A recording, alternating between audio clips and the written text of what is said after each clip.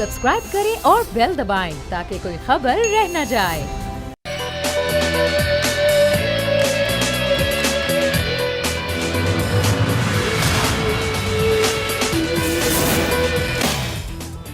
अस्सलामुअलैकुम। प्रोग्राम में मैं सुमैया रिजवान आपको खुशामदीद कहती हूँ। एक तरफ तो हुकूमत को जो मईशत की सूरत हाल है इसकी वजह से खासी मुश्किलात का सामना करना पड़ रहा है, तो दूसरी जानिब अब हुकूमत को टफ टाइम देने के लिए अपोजिशन ने भी कमर कस ली है और ईद के बाद पार्लियामेंट के अंदर और पार्लियामेंट के बाहर एहतजाज का फैसला किया गया है। क्या वाकई अपोजिशन हुकूमत को टफ टाइम दे पाएगी या नहीं, इस पर तो हम बहस करेंगे ही करेंगे।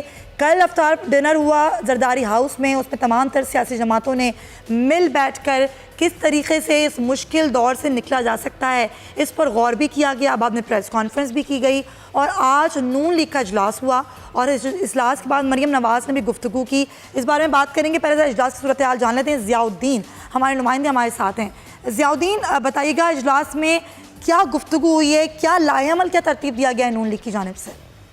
जी सुमैया, मुस्लिम लीग नून के सीनियर रहनुमाओं का एक आला सतही इजलास पार्लियामेंट हाउस अपोजिशन चैम्बर में आज मुनक्किद हुआ। इजलास में राजा जफरुल हक, शाहिद खाकान अब्बासी, मरियम नवाज और हमजा शहबाज ने शिरकत की। इजलास में ख्वाजा आसिफ, एहसन इकबाल, सरदार अयाज सादिक, मरियम औरंगजेब समेत सीनियर क़यादत भी इजलास में शरीक थी। इजलास में ईद के बाद महंगाई पर एहतजाज करने का फैसला किया गया है। ज़राए के मुताबिक इजलास में चारों सूबों के सूबाई सदूर को पार्टी की तंजीमी नौ के लिए जल्द करने की भी हिदायत की गई है। ईद के फ़ौरन बाद डिवीजनल कन्वेंशन के प्रोग्राम्स और फौरी तश्कील देने की भी हिदायत की गई है। मरकजी क़यादत को भी मुतहरिक होने की हिदायत कर दी गई है। इजलास के बाद मरियम औरंगजेब ने मीडिया से गुफ्तगू करते हुए कहा कि पार्टी की क़यादत नवाज शरीफ और शहबाज शरीफ पर यकीन रखती है और उनका जो सबका बयानिया जो है वो एक ही है। शहबाज शरीफ भी नवाज शरीफ का बयानिया मानते हैं। बयानिया यही है कि वोट को इज्जत दो। उन्होंने ये मजीद कहा कि जब वोट को इज्जत नहीं मिलती तो मुल्क के साथ यही होता है जो अब हो रहा है। इन मरियम नवाज का मजीद कहना था कि ये जो चोर दरवाजे से आए हैं इनका भी एहतिसाब होना चाहिए, एहतिसाब सबके लिए बराबर होना चाहिए। अलीमा खान ने जो जुर्माना भरे हैं वो नजर नहीं आ रहे। इसको सिलेक्टिव एहतिसाब का वक्त में ये जो सिलेक्टिव एहतिसाब किया जा रहा है इसको हम नहीं मानते। एहतिसाब अगर करना हो तो वो न्यूट्रल एहतिसाब होना चाहिए। इन्होंने मजीद कहा कि मैं इमरान खान को वजीर आज़म नहीं मानती, वो कुर्सी की तौहीन है। इमरान खान पहले भी बता देते थे कि कुछ दिन बाद इस शख्स के खिलाफ क्रैकडाउन होगा। वो निशानदेही करते हैं कि इस शख्स के खिलाफ क्रैकडाउन होगा। इन्होंने मजीद कहा कि ये जाली एहतिसाब हो रहा है। अवाम की तर्जुमानी हुकूमत आनी चाहिए। जो अवाम के जो वज़रा हैं, जो इस वक्त हुकूमती वज़रा हैं, वो तर्जुमान बने हुए नैब के। जी बहुत शुक्रिया ज़ियाउद्दीन, हमें तमाम तर इजलास की सूरत हाल के बारे से बता रहे थे और जो मरियम नवाज़ ने गुफ्तगू की है उस हवाले से भी हमें आगाह कर रहे थे। मेहमानों का तारुफ करवा देती हूँ आपसे, फिर ज़रा तमाम तर सूरत हाल पर बहस करेंगे। कराची स्टूडियो से हमें ज्वाइन करें सीनियर तजियाकार नज़ीर लगारी साहब। आपका बहुत शुक्रिया लगारी साहब वक्त निकालने के लिए। और नून लीग की तर्जुमानी कर रहे हैं मौलाना अरशद साहब, आपका भी बहुत शुक्रिया और आगे जाके हमारे दीगर मेहमान भी हमें ज्वाइन कर लेंगे। खैर, कल जो अपोजिशन मिलकर बैठी है यही अपोजिशन कभी पेट फाड़ के पैसे निकालने और दूसरों को सड़कों पर घसीटने के वादे और दावे और बयानात और ऐलानात करती रही है। आज ये अपोजिशन अगर इकट्ठी हुई है तो आवाम का दर्द महसूस करके इकट्ठी हुई है। आपको और हमें महंगाई की तरफ से मुल्क की मईशत जो गिर रही है, डॉलर जो महंगा हो रहा है, पेट्रोल की प्राइस जो महंगी हो रही है, बिजली, गैस, इन तमाम तर परेशानियों की वजह से अपोजिशन इकट्ठी हुई है। लेकिन यही अपोजिशन पहले एक दूसरे के खिलाफ क्या बयानात देती रही, आइए आपको दिखाते हैं। खान साहब से पूछें जनाब इमरान खान साहब, आपने पीपल्स पार्टी के तीर को मोहर लगाई थी या नहीं लगाई थी? ये फिर गठजोड़ नहीं है। हम नवाज को घर भेजेंगे मगर मियाँ साहब तुम घर नहीं जाओगे, तुम किसी और घर जाओगे, मैं बता रहा हूँ। अगर हमने इंतखाबात के बाद इस जरदारी को लाड़काना कराची, पेशावर और लाहौर की सड़कों पे ना घसीटा तो मेरा नाम नवाज शरीफ है। मियाँ साहब आप बताएं कि आप हिसाब कब देंगे? मैं आपको इनकी क्या क्या करप्शन बताऊं? गिरती हुई दीवार को, मोदी के यार को। जो वोट आप इमरान खान को दोगे वो जरदारी को जाएगा, जो वोट आप जरदारी को दोगे वो इमरान खान को जाएगा।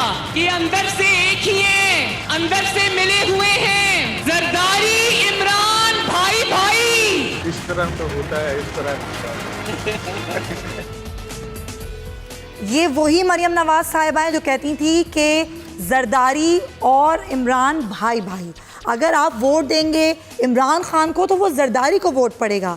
लेकिन यही मरियम नवाज साहिबा कल एक बिल्कुल मुख्तलिफ रूप में थी। वो इसलिए थी कि वो चाहती हैं कि आवाम का भला हो। आइए अब आपको दिखाते हैं कि कल जो तमाम तर इफ्तार डिनर हुआ और उसके बाद जो प्रेस कॉन्फ्रेंस की गई उसमें एक दूसरे के लिए क्या ज़बान इस्तेमाल की गई।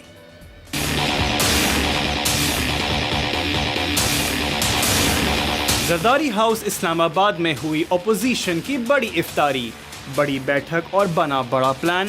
अपोजिशन जमातों ने हुकूमत के खिलाफ मुश्तरका लाए अमल बनाने के लिए ऑल पार्टीज कॉन्फ्रेंस बुलाने का फैसला कर लिया।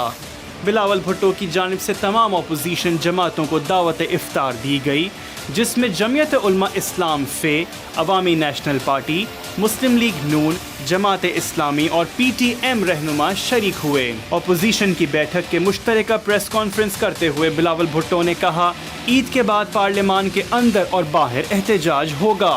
तकरीबन सारी जमातें ने ऑलरेडी ईद के बाद अपना अपना एहतजाज का ऐलान किया है। वो एहतजाज भी होगा ईद के बाद, पार्लियामान के अंदर और पार्लियामान के बाद। और दूसरा, ईद के बाद मौलाना फजल रहमान की सरबराही में इंशाल्लाह ताला एक APC होगा। चार्टर ऑफ डेमोक्रेसी का क्या पाकिस्तान को फ़ायदा है? मेरा ख्याल है कि चार्टर ऑफ डेमोक्रेसी का पाकिस्तान को ये फ़ायदा हुआ है कि मुल्की तारीख़ में पहली मरतबा 2 डेमोक्रेटिकली इलेक्टेड गवर्नमेंट्स ने अपनी टर्म पूरी की। पाकिस्तान में ऐसा पहले कभी हुआ और बड़े खूबसूरत तरीके से पाकिस्तान में पहली मरतबा एक जमहूरी हुकूमत ने दूसरी जमहूरी हुकूमत को इक़्तिदार पास ऑन किया। हमारे सियासी इख्तलाफात भी हैं, तमाम लोग जो यहाँ बैठे हैं, हमारी सोच भी मुख्तलिफ हो सकती है, पॉलिसी के मामला भी मुख्तलिफ हो सकते हैं। और आज का हदफ हुकूमत गिराना नहीं है, आज का हदफ पाकिस्तान के अवाम के मसाइल का हल है। अपोजिशन के गठजोड़ पर वज़ीर आज़म इमरान खान ने तनकीद करते हुए कहा कि ये सारे जमहूरियत बचाने इकट्ठे हुए हैं, बदकिस्मती से इन्हीं लोगों की वजह से मुल्क आगे नहीं बढ़ा।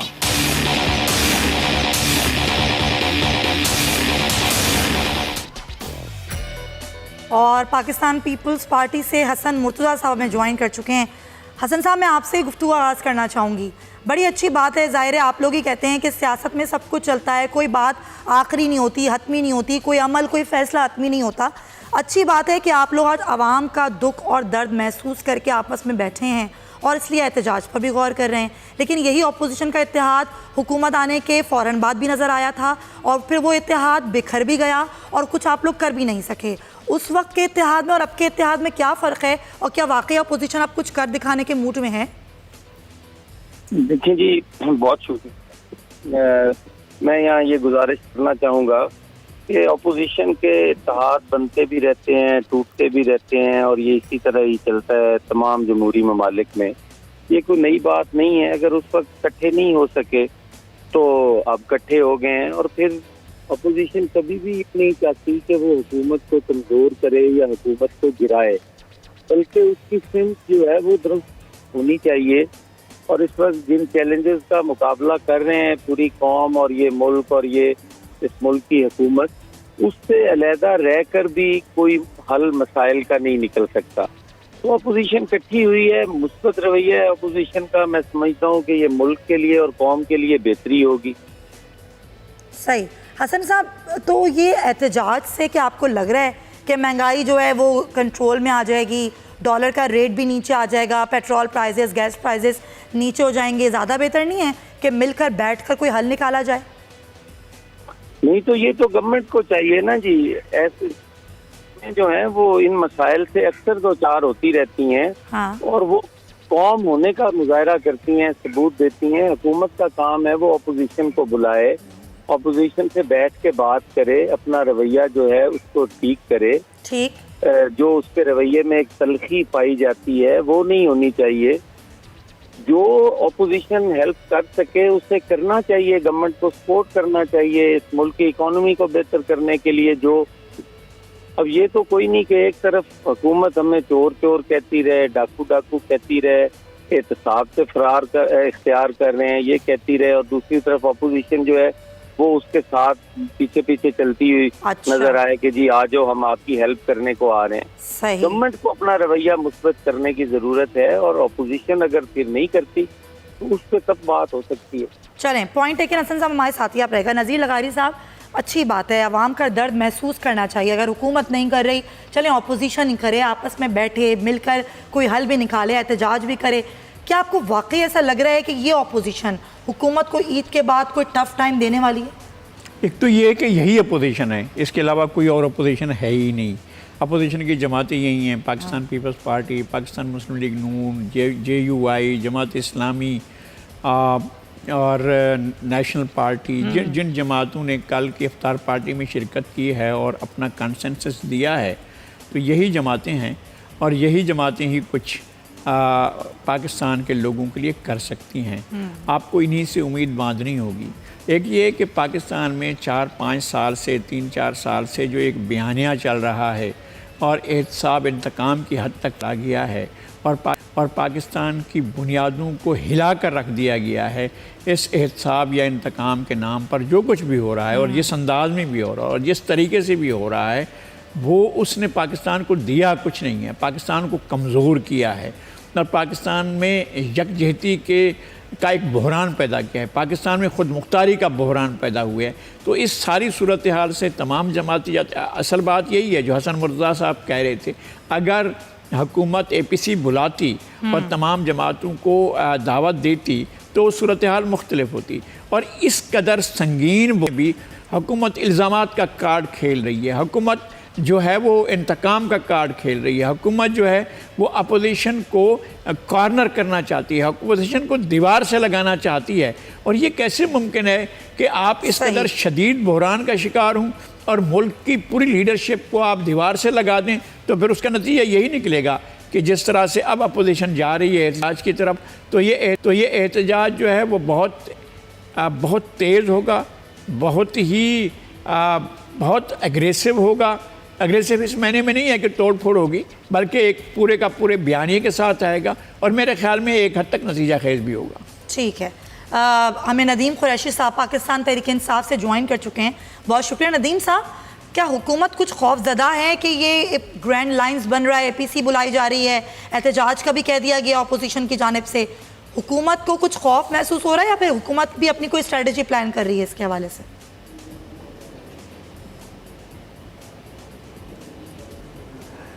देखिए मोहतरमा, हुकूमत को खौफ तो उस वक़्त होगा जब हुकूमत साबका हुकूमतों की तरह उसका कोई वेस्टर्न इंटरेस्ट होगा।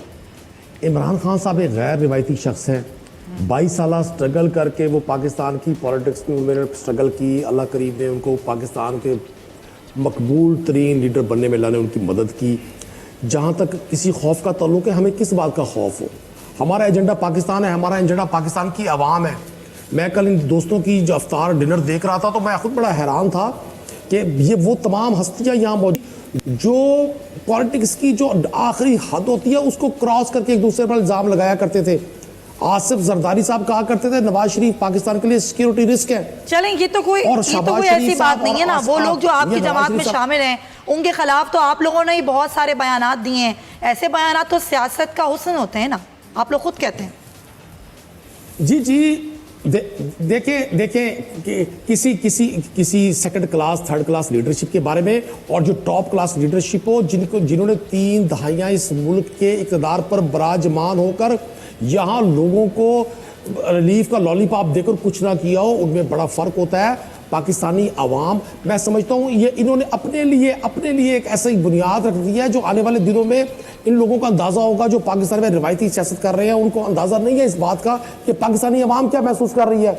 आप सोशल मीडिया उठाकर देखें, आप पाकिस्तान के आम आदमी से पूछें, इसमें कोई शक नहीं है। आम आवाम तो बहुत कुछ महसूस कर रही है इस महंगाई से। नदीम साहब, अगर आम आवाम भी आ गई ना इनके साथ बाहर, फिर कोई खौफ होगा महसूस हुकूमत को कि अवाम जिसने इमरान खान साहब को यहाँ बिठाया है और वही आवाम अगर बाहर सड़कों पर आ गई तो फिर क्या होगा? मैं आपको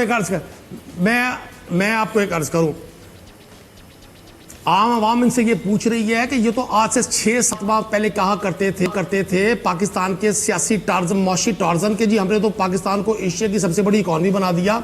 दुनिया के जो वर्ल्ड लेवल के सर्वे आ रहे थे उसमें ये शो कर रहे थे कि पाकिस्तान की तो बेस्ट ग्रोइंग इकोनॉमी है। तो मैं इनसे पूछना चाहता हूँ, ये मैं भी आम आदमी हूँ, मैं उस लॉट का हिस्सा हूँ जो गली कूचे की पॉलिटिक्स करती है। मैं सवाल करता हूँ अपने अपोजिशन के दोस्तों से कि वो 8-9 माह में आपके फैक्ट एंड फिगर कहाँ गए?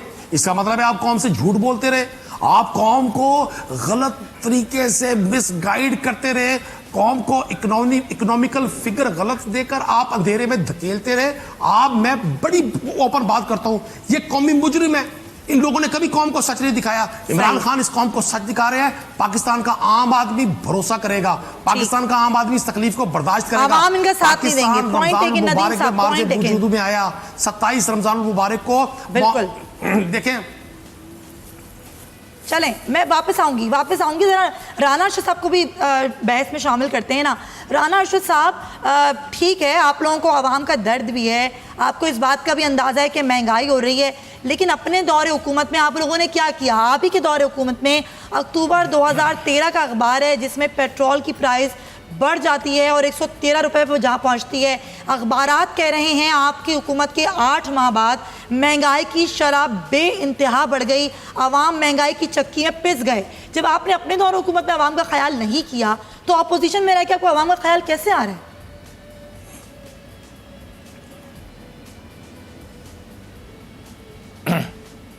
जी बिस्मिल्लाहिर्रहमानिर्रहीम। मैं आपका मशकूर हूँ, आपके चैनल का मशकूर हूँ, और रमज़ान मुबारक का दूसरे अशरे का जिस तरह आगाज़ है, मैं समझता हूँ कि ये हम सब के लिए रहमतों का महीना है, पाकिस्तान बनने का महीना है। मैं गुजारिश ये करूँगा कम से कम हमें रमज़ान मुबारक के तक़द्दुस का ख्याल थोड़ा थोड़ा सबको मलहूज़ ख़ातिर रखना चाहिए। मैं नज़ीर लगारी साहब को अप्रिशिएट करता हूँ, उनके विजन पर हसन मुर्तज़ा साहब ने बात की, लेकिन नदीम कुरैशी साहब हमारे भाई हैं, वो इंडिपेंडेंट इलेक्शन पीटीए के और नून के ख़िलाफ़ जीत कर आए हैं, मैं उनको अप्रिशिएट करता हूँ। लेकिन गुजारिश ये है, वो कुरैशी साहब भूल गए हैं कि अगर अक्टूबर 2013 में 117 रुपये पेट्रोल था, तो फिर रिकॉर्ड का हिस्सा है कि हमने 63 रुपये तक पेट्रोल को लेके आए। दुनिया ने देखा, अगर इंडेक्स स्टॉक एक्सचेंज के 19,000 तक थे तो अल्हम्दुलिल्लाह हम 54,000 तक लेके आए। आप लोग तो 9-10 माह में एहतजाज करना शुरू हो गए। जी मैं अर्ज करता हूँ, मैं मुझे आप 1 मिनट दे देंगे। मैं जी नहीं मैं अर्ज करता हूँ, आप देख लें 9.5 माह गुजर गए, हमने तो गवर्नमेंट को गिराने की बात ही नहीं की। और इनकी तरफ देखें कि ये तो 8 माह में इमरान न्याई साहब कौमी असम्बली में आए नहीं थे, लानते बेचते थे, लेकिन इसके बावजूद 8 माह की तनख्वाह इन्होंने ले ली। ये समझते हैं ना कि जो ये करें वो हलाल है, जो दूसरे करें वो हराम है, ऐसे है नहीं। जो ये करते हैं वो हमेशा गलत करते रहे हैं। फिर खान साहब देखें, खुद कहते रहे कि जो IMF से पैसे लेगा हम नहीं जाएंगे, अगर लेने पड़े तो खुदकशी फरमा लेंगे। फिर ये IMF के पास नहीं गए, इन्होंने पाकिस्तान का इकनॉमिक जो डिपार्टमेंट है, पाकिस्तान की जो सालमियत है, वो IMF के मुलाजमीन के हैंड ओवर कर दी। इससे बड़ी मैं समझता हूँ कि पाकिस्तान की 22 करोड़ के अवाम के साथ कुछ जुल्म हो नहीं सकता। अली रज़ा बाकर कौन है? वो IMF का एम्प्लॉय। शब्बर ज़ैदी कौन है? जो टैक्स कलेक्शन में हमेशा रुकावटें पैदा करता था, जो खुद टैक्स नहीं देता, आज वो टैक्स कलेक्शन का इंचार्ज बन गया। ये पिछले छमाही में जो 350 अरब इनका शॉर्टफॉल है, वो FBR की कलेक्शन जो है, ये जरा ये खुद पैसे खाते रहे हैं। हलीमा बीबी जो है उसके लिए बिल्कुल सही राना साहब, के लिए हुकूमती पॉलिसियों पर तनकीद आप करें। समझता हूं कि नियाजी साहब और उनका पूरा टोला करप्ट है। अच्छा, करप्ट कैसे हैं? चले ठीक है, सही है, गलत मुआशी पॉलिसियां हैं और जिसकी वजह से आप लोग खड़े होंगे। बिल्कुल सही पॉइंट है कि राना साहब, हमने पहले नहीं एहतजाज किया, अब महंगाई, बेरोजगारी, लाकानूनियत को हमने। चले मैं पूछ लूँ ना, जरा हसन साहब से ही पूछ लूँ ना, यह एहतजाज होगा किस तरीके से और क्या प्लानिंग क्या कर रही है पाकिस्तान पीपल्स पार्टी? ज़ाहिर पाकिस्तान पीपल्स पार्टी ने तमाम जमातों को दावत दी, बैठे मिलके, अब प्लान क्या है, हिकमत अमली क्या है? हसन साहब, ये एहतजाज होगा किस तरीके से? धरना होगा या फिर ये पार्लियामेंट के अंदर एहतजाज होगा? क्या होगा, क्या स्ट्रैटेजी आप लोगों की? चलें हसन साहब से दोबारा रब्ता करने की कोशिश करते हैं। लगारी साहब, आपको वाकई ऐसा है कि कुछ इस महंगाई को कम करने के लिए कोई हल निकाल लेगी ऑपोजिशन? और कुछ बयानात हैं मेरे सामने पड़े हुए हैं, हासिल बदंजो साहब ने कल कहा अगर ऑपोजिशन फैसला कर ले कि हुकूमत को गिराना है तो ये हुकूमत एक हफ्ते भी नहीं चल पाएगी। तो लेकिन प्लान तो ये नहीं है, ना ही पीपल्स पार्टी का, ना नून लीग का, लेकिन जिस मकसद के लिए इकट्ठे हो गए हैं ये मकसद पूरा हो जाएगा? कम से कम एक बात होगी, लोगों के सामने आएगा कि इन्होंने 6 अरब डॉलर के लिए IMF से कौन कौन से मुआहदे किए, कौन से मुआहदे की कौन सी शिकें जो हैं वो आवाम के सामने लाई गई और कौन सी ऐसी शिकें हैं जो आवाम के सामने नहीं लाई गई, और पाकिस्तान का इससे क्या नुकसान हुआ, और पाकिस्तान के इस 6 अरब डॉलर के नतीजे में पाकिस्तान का अपना टोटल उसका क्या नुकसान हुआ और क्या फ़ायदा हुआ है, पाकिस्तान को इससे हासिल क्या हुआ। आपके मुल्क की 22 करोड़ की आबादी की एक वाज़े अक्सरियत जो है वो आपके इस पैकेज के बाद गुर्बत की लकीर से नीचे चली गई है। अब आधी से ज़्यादा आबादी, वो तो पहले ही थी गुर्बत की लकीर से नीचे, मज़ीद लोग जो हैं वो गुर्बत की लकीर से नीचे चले गए। लोगों को ठीक तौर पर 2 वक्त का खाना, 3 वक्त का खाना नहीं मिल रहा है। लोगों को सब्ज़ियाँ दस्तयाब नहीं हैं। आप जाकर सब्ज़ी की दुकान से, और दुकानदार का कसूर नहीं है, आप जाकर वहाँ सब्ज़ी की दुकान से सब्ज़ी का भाव पूछेंगे तो आपकी जेब में उतने पैसे नहीं होंगे। आप जाएंगे गोश्त लेने के लिए तो आप गोश्त नहीं ले पाएंगे। आप दूध लेने जाएंगे, दूध नहीं ले पाएंगे। आपके बच्चे दूध के लिए तड़प रहे होंगे, मचल रहे होंगे, लेकिन आप बच्चों को दूध नहीं दे पाएंगे। अब लोगों ने अद्वियात का इस्तेमाल भी तर्क करना शुरू कर दिया है। अली अहमद कुर्द साहब बता रहे थे कि उनके बहुत से दोस्तों ने जो शुगर और ब्लड प्रेशर के मरीज़ हैं उन्होंने दवाओं को 1 दिन का नागा करना शुरू कर दिया है। और ये डॉक्टर बता सकते हैं कि अगर कोई मरीज़ अपनी दवाओं के इस्तेमाल में 1 दिन का नागा कर दे तो उसके असरात क्या मुरतब होते हैं। तो लोगों को मौत की तरफ धकेला जा रहा है, भूखा मार कर, अद्वियात से महरूम रख कर, ग़िज़ाई अजनास न देकर, और इंतहाई ज़्यादा कीमतें जो हैं, महंगाई की शरह ऐसी बढ़ गई है। और आपको ये हुआ क्या, यानी इस बात से, और इसको अपना कारनामा करार दे रहे हैं और ये कह रहे हैं कि अभी हम लोगों की खाल उतारेंगे, और अभी ये कह रहे हैं कि इन्हीं लोगों से हम पैसे निकालेंगे। इन्होंने कोई नए वेन्यू तलाश नहीं किए हैं, इन्होंने कोई नए लोग ऐसे तलाश नहीं किए हैं कि जो इनको टैक्सेस दें। टैक्सेस तो वही लोग दे रहे हैं जो पहले से दे रहे हैं। अब उन्हीं की खाल उतारी जा रही है, अब उन्हें जो है जिंदगी के हक से महरूम किया जा रहा है। Point taken. लगारी साहब, हसन साहब, यही वो मामला है, यही वो परेशानी है। एक सेकंड राना साहब, जरा मैं हसन साहब का टेक ले लूं। हसन साहब, यही वो मामला है, परेशानी जिसके लिए आप लोग इकट्ठे हुए। आपको लग रहा है कि आप लोग की हिकमत अमली से आप ये मकसद हासिल कर लेंगे कि महंगाई कम हो जाए और लोगों के हुकूक उनको मिल जाएं? देखिए जी, मैं अभी सुन रहा था आपके जो PTI थे वो बात कर रहे थे जी। मेरा इशू ये नहीं है जी PTI को बुरा कहा जाए, पीपल्स पार्टी को कहा जाए, नून लीग को बुरा कहा जाए, किसको कहा जाए। इशू इस वक्त ये है कि मुल्क के जो हालात हैं वो ठीक नहीं है। डॉलर आए दिन महंगा हो रहा है, रुपए की बेकदरी हो रही है, एशियाए खुर्दोनोश जो हैं वो गरीब की पहुंच से दूर होती जा रही हैं, इलाज के लिए मेडिसिन नहीं मिल रही, हॉस्पिटल्स जो हैं वहाँ पे लोगों की बारी नहीं आ रही। ये इश्यूज जो हैं इनको एड्रेस अगर किया जाए और कहा जाए कि ये तमाम मसाइल की जड़ पार्टी है, नून लीग है, क्या इससे गरीब को रोटी मिल जाएगी, क्या इससे गरीब को दवाइयाँ मिल जाएंगी, क्या उसको एजुकेशन मिल जाएगी। इस रवैये के खिलाफ मैं कहता हूँ कि सारी कौम को इकट्ठा होना चाहिए कि ये गालियाँ देने का वक्त नहीं है। ऑपोजिशन से सवाल नहीं किए जाते, ऑपोजिशन को जवाब दिया जाता है। ठीक है। आप इकोनॉमी नहीं बेहतर कर सकते तो आप ऑपोजिशन को कहें कि आओ साथ मिलकर बैठे।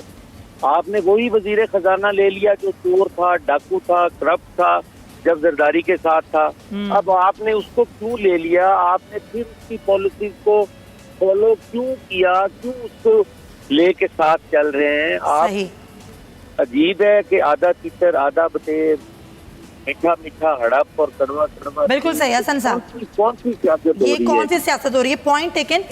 ज़रा मैं राना साहब का एक टेक ले लूँ। कुछ तस्वीर हैं, कल की जो दावत अफ्तार थी उसमें हमजा शहबाज साहब कुछ अलग थलग से नज़र आए और उनको बात करने का मौका दिया गया जब प्रेस कॉन्फ्रेंस हो रही थी, और ना ही उन्होंने भी कोई बात करने की कोशिश की। ये उससे पहले के मनाजिर हैं जहाँ पर हमजा शहबाज अलग थलग हैं। उसके अलावा जब प्रेस कॉन्फ्रेंस के लिए बिलावल भुट्टो साहब, मरियम नवाज़ साहब और मौलाना फजलुर रहमान साहब बैठे थे और तमाम लोगों ने बात करी, लेकिन हमजा शहबाज को मौका बात करने का नहीं दिया गया या फिर उन्होंने खुद ही बात करना मुनासिब नहीं समझा। राना साहब, पार्टी में बयानिया किसका चल रहा है, मियाँ नवाज शरीफ साहब का या मियाँ शहबाज शरीफ साहब का? जी जी जी समिया, मैं अर्ज़ करूँगा अभी ये जुमेरात को मैं खुद जेल में गया था क़ायद मोहतरम से मुलाकात करने के लिए और काफ़ी चीज़ें डिस्कस हुई। यकीन करें मियाँ साहब को उतना अपनी सेहत का जो फिक्र था, परेशानी नहीं थी जितनी आवाम की। अच्छा, बयानिया तो बता दें सर, 30 सेकंड है, ब्रेक लेना है। किसका बयानिया चल रहा है पार्टी में? 24 रुपए का। शहबाज शरीफ साहब का, नवाज शरीफ साहब का? बयानिया मियाँ नवाज शरीफ का चल रहा है और मियाँ नवाज शरीफ का ही चलना है। चलें, पॉइंट और टेकन। मियाँ नवाज शरीफ साहब ही लीडर हैं। मियाँ आपकी बात को साहब कंटिन्यू करते हैं राना अरशद साहब, इस ब्रेक के बाद यही कंटिन्यू करेंगे। स्टे विद अस।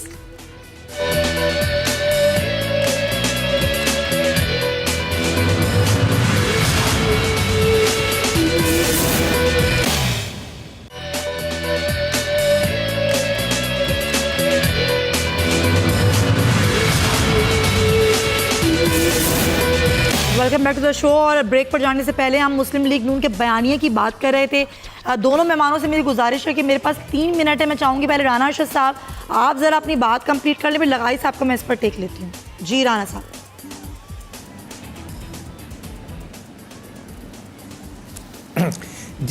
जी समिया, मैं ये अर्ज़ करना चाहता हूँ कि मियाँ नवाज साहब ही मुस्लिम लीग नून के लीडर हैं और शहबाज साहब के भी वो लीडर भी हैं, बड़े भाई हैं, बाप की जगह पे भी हैं। उसी तरह आपने बात की मरियम बीबी की और हमजा शहबाज साहब की। हमजा शहबाज साहब जो हैं वो मरियम बीबी को बड़ी बहन समझते हैं, वो बड़ी बहन हैं। और अल्हम्दुलिल्लाह जिस दिन मियाँ नवाज साहब जेल जाते हैं, मियाँ नवाज साहब की गाड़ी हमजा ड्राइव कर रहे थे और मरियम बीबी उनके साथ बैठी हुई थी और आज भी वो इकट्ठे जाते हैं। आज का जो अजलास था, फिर जो कल का अजलास था, मैं समझता हूँ कि मियाँ नवाज साहब का ही बयानिया, और बयानिया ये है कि वोट को इज्जत दो, पाकिस्तान के आइन की इज्जत होनी चाहिए, पार्लियामेंट की इज्जत होनी चाहिए, अदारों की इज्जत होनी चाहिए। लेकिन मौजूदा हुकूमत जो है मैना मानू की रेट लगाकर गरीबों का जीना हराम कर दिया है। चीनी हमारे दौर में 50 रुपए थी, अब 75 रुपए चीनी होगी। कंपैरिजन बाद में किसी और टाइम पे कर लेंगे। टाइम थोड़ा कम है। लगारी साहब का भी जरा मौका ले लूं इस पर। चले ठीक है राना साहब, पॉइंट टेकन। लगारी साहब, आप अभी जिस तरह कह दिया राना अरशद साहब ने कि नवाज शरीफ साहब का ही बयानिया चल रहा है और वो बयानिया वो ये वोट को इज्जत दो, लेकिन आपसे मेरा सवाल ये है कि आपको वाकई ऐसी लगता है कि मियाँ शहबाज शरीफ साहब का कहीं ना कहीं कोई रोल होगा या नहीं? इस तरह कल की तस्वीर से हमें कुछ हमजा शहबाज नज़र आ रहा है कि एक साइड पर हैं। नहीं, ऐसा नहीं है। हमजा शरीफ, अगर हमजा शहबाज शरीफ जो है वो ना होते तो वो तो गाड़ी ड्राइव करके लाए थे, वो साथ लेकर आए हैं और मरियम नवाज़ उनके साथ बैठी हुई थी, फ्रंट सीट पर बैठी हुई थी, वो भाई के साथ ही आई थी। ऐसा नहीं है। और फिर दूसरी बात ये कि पार्टी लीडरशिप में उनका वो मकाम नहीं है। ठीक है, वो लीडर ऑफ अपोजिशन है पंजाब असम्बली में, लेकिन पार्टी के सीनियर नायब सदर जो हैं वो शाहिद खाकान अब्बासी हैं, नायब सदर मरियम नवाज़ हैं, वो बोलेंगे और इनकी अगर ज़रूरत होगी, कोई इनसे क्वेश्चन होगा तो बात करेंगे, वरना। लेकिन लोग तो ये भी कहते हैं ना कि शहबाज शरीफ साहब का बयानिया नहीं चला पार्टी में, नवाज शरीफ साहब को भी उनके फैसले। अच्छा चलें, अगर उनका कोई बयानिया था नहीं चला है तो ये भी मान लेते हैं कि नहीं चला। अगर शहबाज शरीफ का कोई बयानिया था तो नहीं चल सका है और मियाँ नवाज शरीफ का बयानिया चल रहा है तो ये भी मान लेते हैं। इसमें कौन सी ऐसी बात है? अगर देखें, सियासत करना, सियासी अमल की हिफाजत करना, सियासी कुव्वतों को यकजा करना, अगर सियासतदानों की इज़्ज़त को बहाल करना, अगर वोट की इज़्ज़त को बहाल करना, ये है बयानिया मियाँ नवाज शरीफ का, तो वेल एंड गुड, अच्छा है, ठीक है, इसी को होना चाहिए। अगर मियाँ शहबाज शरीफ का इससे अलग है कोई बयानिया तो नहीं चलना चाहिए। ठीक हुआ है, नहीं चलना चाहिए अगर उनका बयान ऐसा है। हालांकि ऐसा बयान नहीं है उनका, वो भी अपने। लेकिन आप कह रहे हैं कि अगर ऐसा है भी तो नहीं चला तो तब भी ठीक ही ठीक है। नवाज शरीफ साहब का वोट को इज्जत दो का बयानिया ही पार्टी में चलना चाहिए।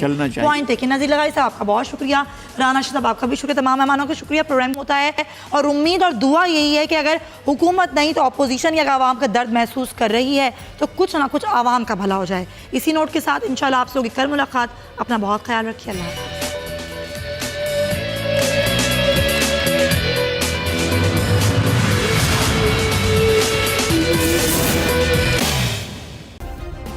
सब्सक्राइब करें और बेल दबाएं ताकि कोई खबर रह न जाए।